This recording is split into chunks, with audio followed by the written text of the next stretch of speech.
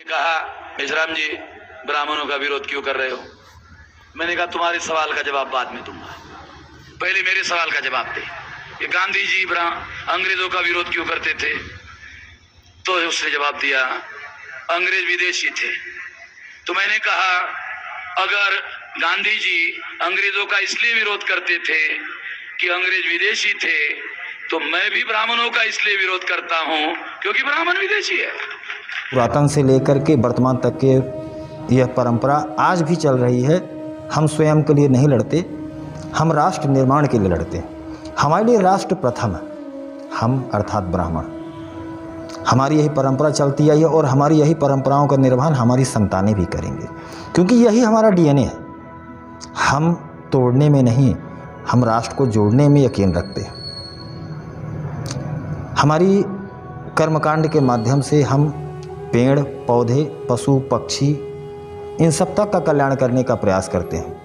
हमारे कर्मकांड जिसमें सभी जातियों को एकजुट रखने का प्रयास होता है, हमारे कर्मकांड जिसमें पितृपक्ष में चाहे कुत्ता हो, चाहे कौवा हो, चाहे अग्नि हो, चाहे चींटियाँ हो, हर किसी के लिए हमने भोजन की व्यवस्था का एक नियम बनाया हुआ। हम पेड़ों की पूजाएं कराते हैं, हम जल की पूजा अर्थात नदियों की पूजाएं कराते हैं, हम समुद्र की पूजाएं कराते हैं। हम यहाँ तक कि आप मांसाहार से बच सकें और जीवों की हत्या कम से कम हो, उसके लिए हमने यहाँ तक भी निर्धारण किया कि भगवान शिव का वाहन बैल है, भगवान गणेश जी का वाहन मूषक है, स्वयं हमारे स्वामी कार्तिकेय जिनको दक्षिण भारत में मुर्गा स्वामी कहा जाता है। इससे ज़्यादा और क्या कहेंगे। हमने इन सबको पूजनीय बनाया, इसलिए बनाया कि आप पाप से बच सकें। इन सब के बावजूद लगातार कुछ ऐसे नाम जिनके नाम मैं लूँगा, लगातार सिर्फ और सिर्फ ब्राह्मणों के पीछे पड़े रहते हैं। इनका कार्य सिर्फ और सिर्फ ब्राह्मणों को गरियाना और ब्राह्मण के गरियाने के नाम पर अपनी दुकान चलाना। इनकी दुकान सिर्फ और सिर्फ ब्राह्मण विरोध के नाम पर ही चलती है। इनमें से बहुत प्रचलित नाम हैं जैसे बामन मेश्राम, चंद्रशेखर रावण और इनके अलावा दिलीप मंडल, ऐसे लिस्ट लंबी होती जाती है। ये लोग सिर्फ और सिर्फ ब्राह्मण भर को नहीं गरियाते। यह जब ब्राह्मणों का विरोध करना प्रारंभ करते हैं तो गाय, गंगा, गीता और हमारी सनातन संस्कृति है उस तक का अपमान कर डालते हैं। जातक कथाओं की चोरी करके लिखा गया है। बहुत सारे पुराने ब्राह्मण जो है अपने भारत जातक कथाओं की चोरी करके लिखा गया है। लेकिन मजे की बात यह है कि यह इन सब का अपमान करने के बावजूद ना तो इस्लाम के खिलाफ कुछ बोलते हैं और ना ही ईसाइयों के ईसाई के खिलाफ कुछ बोलते हैं। इनको सिर्फ और सिर्फ कमी हिंदू धर्म में ही दिखती है।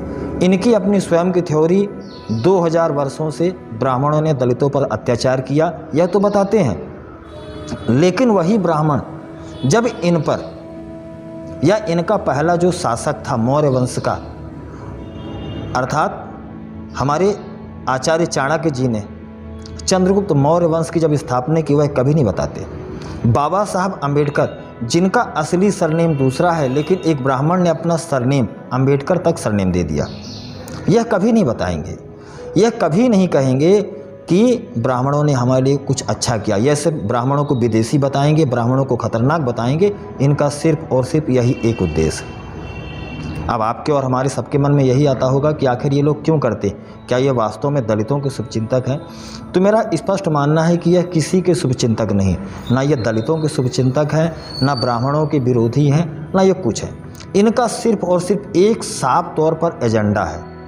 इनका एजेंडा आपको कैसे दिख जाता है?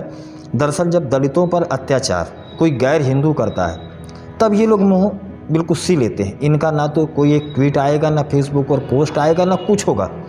यहाँ तक कि ये टीवी डिबेट पर भी चुपचाप बैठ जाएंगे और किसी न किसी तरह से उस बात को खंडन करते रहेंगे। नहीं, जांच होगी तब पता चलेगा, तब कुछ कहेंगे, फलाना होगा तब कुछ कहेंगे, न्यायालय जब कुछ आदेश देगा तब कुछ कहेंगे। लेकिन जैसे ही किसी दलित के साथ किसी सवर्ण का नाम जुड़ता है, ब्राह्मण, ठाकुर या वैश्य का नाम जुड़ता है, वैसे ना तो ये कोर्ट को देखते, ना जांच आयोग की निष्कर्ष को देखते। ये अपने तौर पर चालू कर देते हैं कि इस देश को सिर्फ और सिर्फ सवर्णों ने अर्थात ब्राह्मणों ने खराब कर रखा, दलितों पर अत्याचार किया हुआ है, वही इनको दलितों के अत्याचार की थ्योरी सामने आ जाती है। दरअसल ये लोग जो है ना, यह किसी के भी नहीं।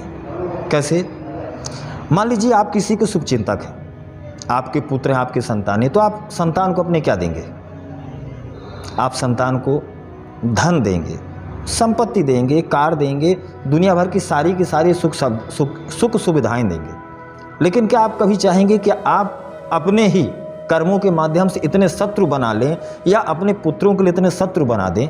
क्या आप कभी सोचेंगे? नहीं, कोई नहीं चाहता कि हमारे पुत्रों का या हमारा स्वयं के इतने शत्रु बन जाए कि हमारा भी प्राण संकट पड़ जाए और हमारे संतानों का संकट पड़ जाए।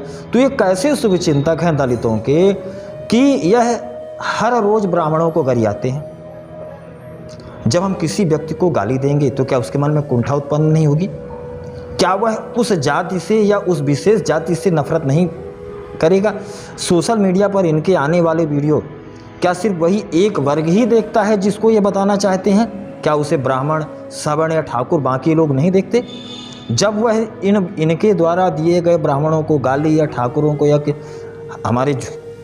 हमारे जो भी सवर्ण भाई हैं जो इनके वीडियो देखेंगे, तो क्या उससे उनके मन में कुंठा या क्रोध उत्पन्न नहीं होगा?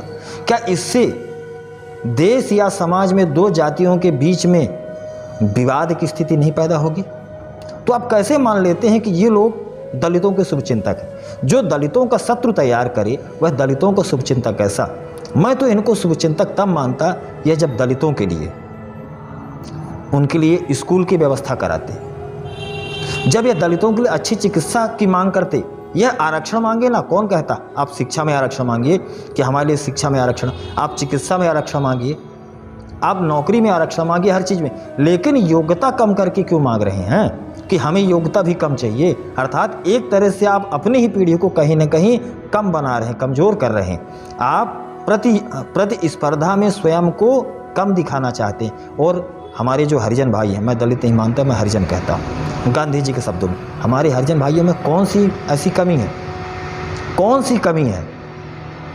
मैं अपने हरिजन भाइयों को क्यों कभी कुछ नहीं कहता, उसका बहुत बड़ा कारण है। मैं ब्रह्मा जी की संतान हूँ, तो मैं अकेला ब्रह्मा जी की संतान नहीं हूँ। हम 4 भाई हैं, जिसमें ब्राह्मण, क्षत्रिय, वैश्य और शूद्र, हम ये 4 भाई हैं। इन चारों के जो वर्ण व्यवस्था है वह कर्मों के आधार पर है। शूद्र का अर्थ होता है शुद्धम कुर्यात द्रव्य इति शूद्र, जिसके द्वारा द्रव्य भी, वस्तु भी, धन भी शुद्ध हो जाए वह शूद्र है। लेकिन इस शूद्र शब्द को इन्होंने गाली बना दिया। यह दलित चिंतक ऐसा क्यों करते हैं? सवाल यह है। दलित चिंतकों का एक साफ और गुप्त एजेंडा है। इनका गुप्त एजेंडा ऐसा है कि इनको इस देश में कहीं न कहीं अस्थिरता पैदा करना है। 2 जाति, 2 समाज के बीच में आपस में झगड़ा हो, जब झगड़ा होगा तो वैमनस्यता फैलेगी, हिंसा होगी, और उस हिंसा के पश्चात जो विदेश में बैठी शक्तियां हैं वह कहीं न कहीं पुनः इस देश पर आकर के यह बतलाएंगी, समझाएंगी कि भारत देश में जो वर्तमान व्यवस्था है वह हिंसा को रोक पाने में असमर्थ है, और वह स्वयं कहेंगी कि अब इस व्यवस्था को हम लगाम लगाते हैं और इस व्यवस्था को हम चुस्त दुरुस्त करेंगे।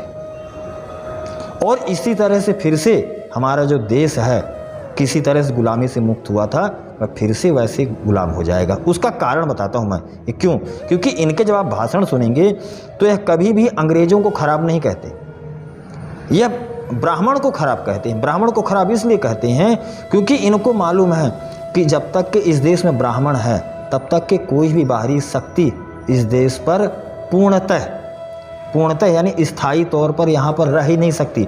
उसको चाहे 100 वर्ष लगो, चाहे 2 वर्ष लगो, उसको यहाँ से जाना ही पड़ेगा। इसलिए ब्राह्मण को अगर पूर्णतः नष्ट कर देंगे तो ब्राह्मण लेकर के क्या जाएगा? अपना धर्म लेकर के जाएगा, और जब धर्म लेकर के जाएगा तो क्या बचेगा? मजहब या ईसाई, बस 2 ही चीज़ें बचेंगी, और वह उनके लिए खुली जगह मिल जाएगी। बस इनका प्रयास यही है कि किसी भी तरह से ब्राह्मण को बदनाम करो। ब्राह्मण को बदनाम करेंगे और गाय, गंगा, गीता, भगवान, इन सब का अपमान करो, जिससे धीरे धीरे समाज में विभेद पैदा हो, आपसी मनमुटाव पैदा हो और देश में अस्थिरता आए। तो हम सब का दायित्व यही है कि इनकी बातों में नहीं फंसना है। हमारे जो भी हरिजन भाई हैं वह हमारे अपने स्वयं के भाई हैं। हमें इनकी बातों को, हमारे हरिजन भाइयों की बातों को नहीं मानना है। हमें यह मानना है कि ना तो यह दलितों के शुभचिंतक हैं, ना ब्राह्मणों के विरोधी हैं। यह सिर्फ और सिर्फ जो इनको एक कार्य दिया गया है इनके मालिकों द्वारा, वह अपना कार्य कर रहे हैं, उसके अलावा बाकी कुछ नहीं। जय श्री राम।